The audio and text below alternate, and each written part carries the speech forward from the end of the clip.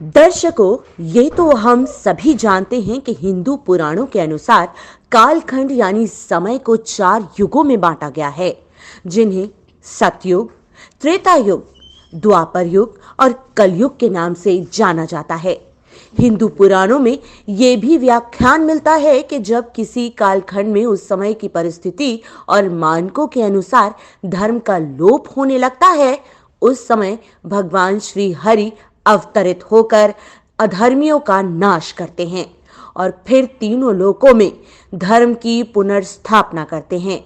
यही वह समय होता है जब एक नए युग का प्रारंभ होता है।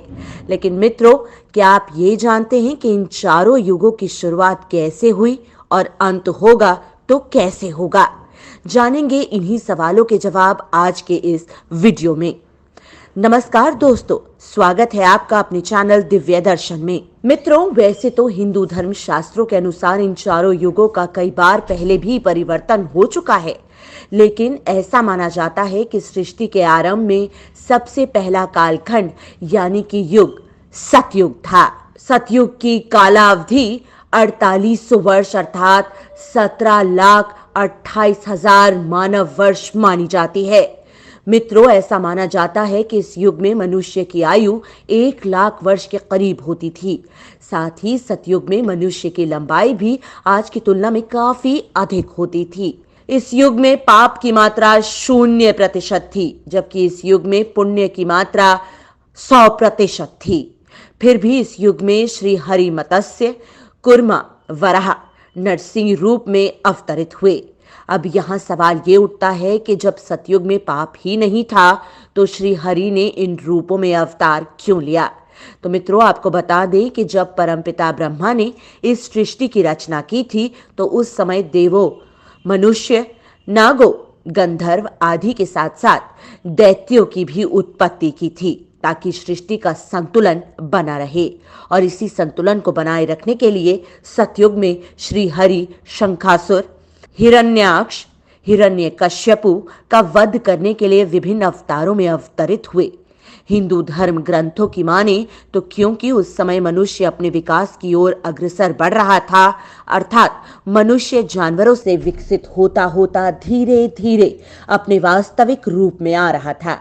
इसके अलावा श्री हरि के ये सारे अवतार मानव के विकास के प्रतीक भी माने जा सकते हैं। लेकिन दर्शकों, अब यहाँ ये सवाल उठता है, सतयुग का अंत कैसे हुआ? तो मैं आपको बता दूं कि हिंदू धर्म ग्रंथों के अनुसार ऐसा माना जाता है, जब श्री हरि का राजा दशरथ के घर श्री राम के रूप में जन्म हुआ, उसी समय सतयुग के काल अवधि पूर्ण हो चुकी थी और राम के जन्म लेते ही एक नए युग का आरंभ हुआ, जिसे त्रेता युग के नाम से जाना जाता है। त्रेता युग की बात करें तो इस युग में श्री हरि ने श्री राम के रूप में पूर्ण अवतार लिया, जबकि परशुराम के रूप में उन्होंने अंशा अवतार लिया था। इस युग की कालावधि 3600 दिव्य वर्ष थी, अर्थात 12,96,000 मानव वर्ष मानी जाती है। इस युग में मनुष्य की उम्र 10,000 वर्ष होती थी, जबकि लंबाई 100 से 150 फीट हुआ करती थी। इस युग में पाप की मात्रा 25% थी, जबकि पुण्य की मात्रा 75% थी। मित्रों, इसी त्रेता युग में रावण, कुंभकर्ण, बाली और अहिरावण जैसे अत्याचारी राजा हुए, जिन्होंने अपने बल और अहंकार में आकर तीनों लोकों में प्राणियों पर अत्याचार किए। इसी कारण ही श्री हरि विष्णु को इस पृथ्वी पर अवतार लेना पड़ा और उन्होंने इन अत्याचारों का नाश किया।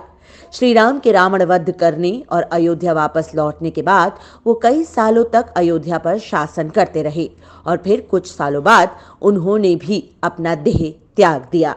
और मित्रों, ऐसा माना जाता है श्री राम के देह त्यागने के बाद एक बार फिर एक नए युग का सृजन हुआ, जिसे हम द्वापर युग के नाम से जानते हैं।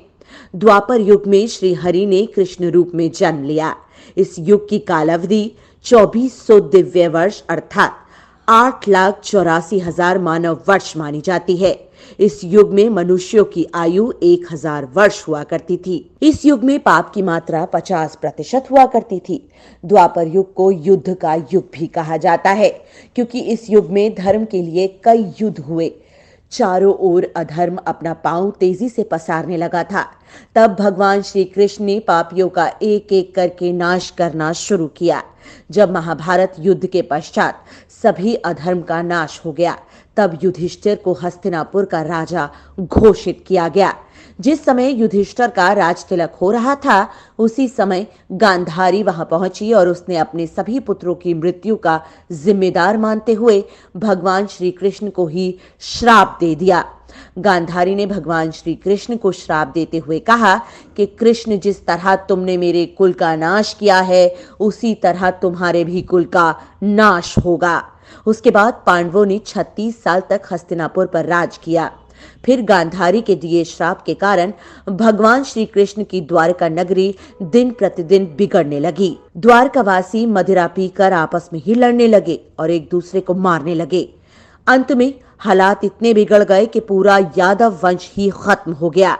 इसके बाद एक दिन भगवान श्री कृष्ण एक वृक्ष के नीचे विश्राम कर रहे थे, जिस समय किसी शिकारी ने भगवान श्री कृष्ण पर ही निशाना साध दिया।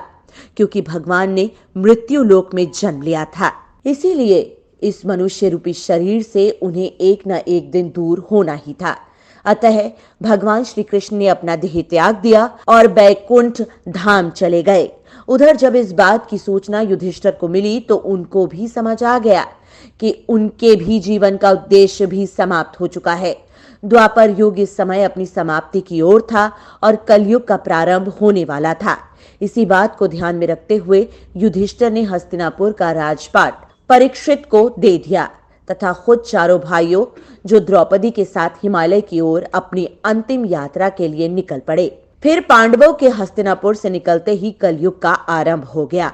और मित्रों, आज हम इसी कलयुग में जी रहे हैं। इस युग में पाप की मात्रा 75% मानी जाती है, जबकि पुण्य की मात्रा 25% रह गई है।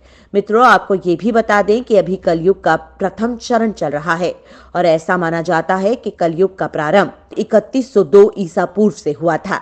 यानी कि अभी तक कलयुग ने अपने पास 5120 वर्ष ही पूरे किए हैं, जबकि इसके अंत होने में अभी 4,26,880 वर्ष बाकी हैं। कलयुग का अंत कैसा होगा, इसका वर्णन पहले ही ब्रह्म पुराण में किया जा चुका है। पुराण के अनुसार कलयुग के अंत में मनुष्य की आयु महज 12 वर्ष रह जाएगी। इस दौरान लोगों में द्वेष और दुर्भावना बढ़ेगी। कलयुग में उम्र जैसे जैसे बढ़ती जाएगी, वैसे वैसे नदियां सूखती जाएंगी। बेईमानी और अन्याय से धन कमाने वाले लोग बढ़ने लगेंगे। धन कमाने के लोभ में मनुष्य किसी की हत्या करने से भी नहीं झिझकेगा। इंसान सभी धार्मिक कार्य करना बंद कर देंगे। गाय दूध देना बंद कर देगी। मानवता नष्ट हो जाएगी। लड़कियां बिल्कुल भी सुरक्षित नहीं रहेंगी। सभी रिश्ते नष्ट हो जाएंगे और जब आतंक अपने चरम सीमा पर होगा, तब श्री हरि कलयुग में अवतार लेंगे और पृथ्वी से समस्त अधर्मियों का नाश करेंगे। और मित्रों, उसके बाद एक बार फिर से नए युग सतयुग का आरंभ होगा। साथ ही आपको ये भी बता दें कि अभी ये युग परिवर्तन का 22वां चक्र चल रहा है। वर्तमान युग के समाप्त होने के बाद ये अपने 23वें चक्र में प्रवेश करेगा। और इसी के साथ आज ये वीडियो भी समाप्त होती है। उम्मीद करते हैं कि आपको आज की ये वीडियो काफी पसंद आई होगी। अगर पसंद आई हो तो ज्यादा से ज्यादा लाइक और शेयर करें।